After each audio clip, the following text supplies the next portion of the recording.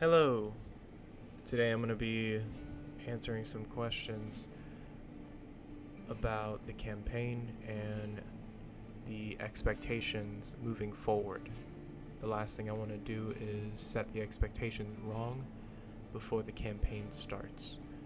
So here I have 20 questions. Let's get into it. When does the campaign take place? 22 years after the start of the Age of Darkness. 200 years before Luffy leaves Fuchsia Village. This is the time our heroes will be playing in. Our heroes have grown up in the Age of Darkness. Question 2, how many players will it be? The campaign will begin with 1 player and will end with 5 players. Along Thomas's travels, he will come across each player at different points in the campaign. 3. What is your experience with D&D? I have 0 experience with D&D prior to this campaign, The Age of Darkness. We're just going to be taking it one day at a time and do our best to tell a great story for all of you to enjoy. How long will Age of Darkness run for? That I don't know. How long will Romance Twilight run for? That I can tell you, it's 4 years IRL, and there will be 100 episodes. How many episodes do we have prepared in advance? Now this question I've been looking forward to answering because I want everyone to know that I'm working 1 year in advance. The time that episode 1 premieres, January 9th, 2022, will be the first episode you guys see, episode 1. The episode that we will be doing is episode 26. So just keep that in mind whenever you're giving comments and criticisms, that we'll be taking them a season ahead, a season after you give it. So I'm 1 year ahead of wherever the current public upload is. So always add 25, and that's the one we're doing. Question 7, why not release the unedited versions of the episodes? Now, my goal is to tell a consistent story, and the unedited versions will contain wrong dialogue, characters knowing things they shouldn't, etc. Therefore, I want you guys to experience the best possible content I have to offer. Now, the reason this is because I want to present the story in a certain way, and if I release the unedited versions, it alters the way that you experience the story. So, unfortunately, not as of now. Maybe in the future, we will see. I will be open to listening criticism in the future about releasing the unedited versions, but for now, no. Question 8, why do I have after credit segments without players if this is D&D?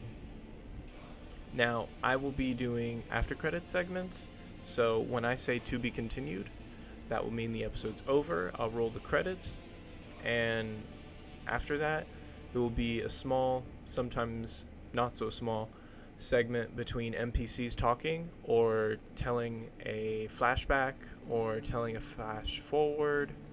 A small segment of time where the players are not in that situation.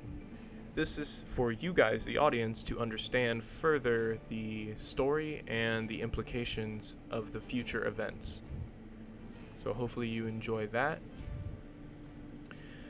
Another answer to that would be the players can and should know the difference between information they have access to and information their characters have access to. Due to this, I want to show my audience that not only will this be an amazing game to listen to, it will be an amazing story. So that's the intent, is that I want you guys to enjoy the story, and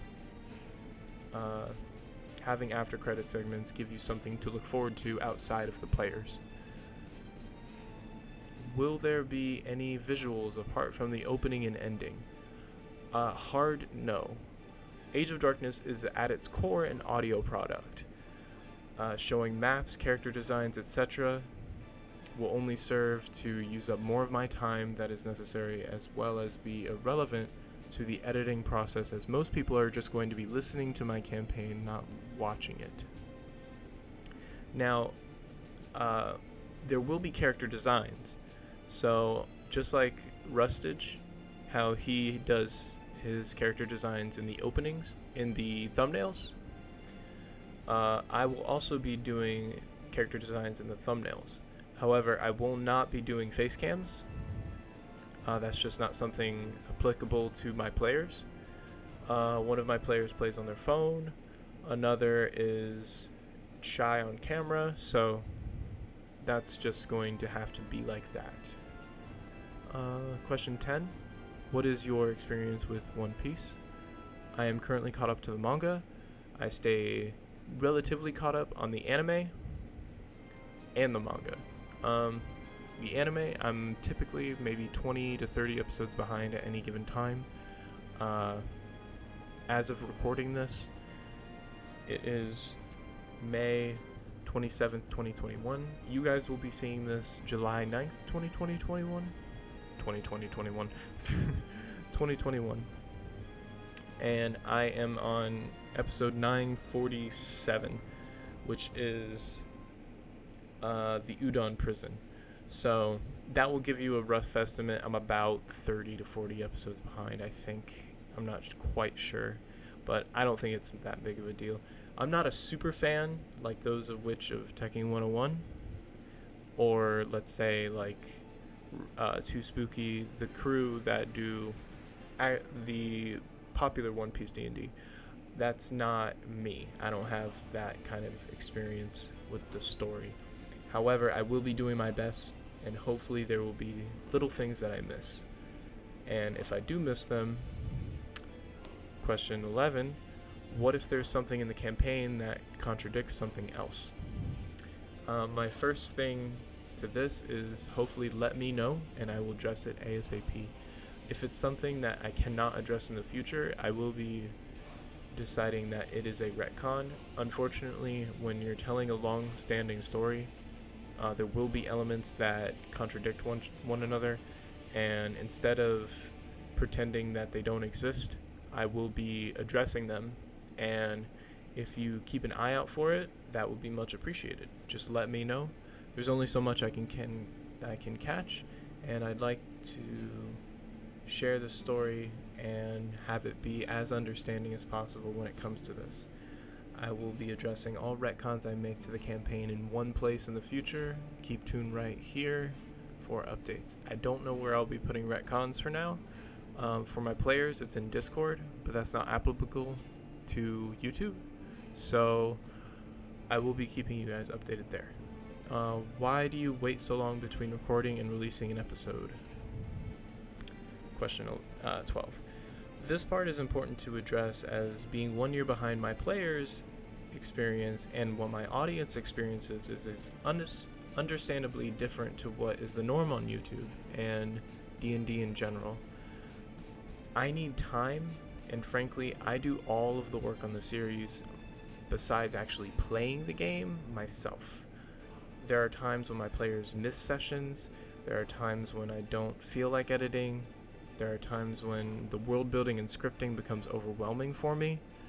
It's for these reasons and more that I've decided to keep the 1 year behind.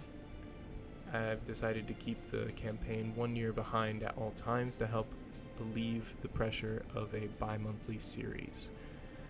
All this means is that I'm going to be keeping the campaign 1 year behind because I need time to make it as best as I can for you guys to experience. And constantly changing the date that the thing will be uploaded, that the episodes are uploaded, or constantly having to push it back because I'm behind on editing isn't something that I like doing, and I don't want to be in that position of doing it. So that's the reason why I've decided to keep it a year ahead of time. Who am I and what do I do? Thanks for asking, if you did. If not, this is who I am. I'm the president of another channel, Otaku Empire. You can find the link below, and you can just refer to me as Jack or Yo Jack. I look forward to being a part of your lives and listening to Age of Darkness if you decide to listen. Next question, will this be canon to the One Piece world? The short answer is yes, but the long answer is no.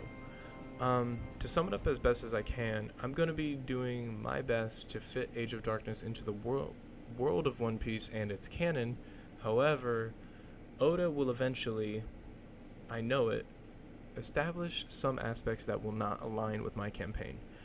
I believe, for one thing, that the Warlord and Emperor systems were introduced after the execution of Roger. I already know this, but I will not be following this. But characters that will have been around in this time, like an ancestor of Luffy or an ancestor of any other character, will be around in this time. Where is the campaign set? Our story starts on Coral Town, a small island in the remote corner of the West Blue. From there, the entire West Blue is our player's playground. The Grand Line and the Calm Belt are areas that the players can go to, but depending on how the story plays out, it's not something that they're in a rush to go to. Does Edward Leon and the Gentleman of Fortune have anything to do with our players in the campaign? So, just like Roger, Leon and the Gentleman of Fortune are a world event that influences the rest of the characters, but not directly correlate with our players. So imagine how Luffy is inspired by Roger, but Luffy never actually met Roger. How Luffy came across Roger's crew at different points, but it's not something that Luffy was there for the execution. So imagine it like that. When does the campaign release again? Just to reiterate, January 9th, every other Sunday on this channel, 12 p.m. EST, starting 2022. Why should I listen to the campaign? That's something you can decide for yourself. Each episode, Thomas will come closer and closer of his goal to reach the Grand Line and pursue his dreams and his past. You can learn more about that in the campaign.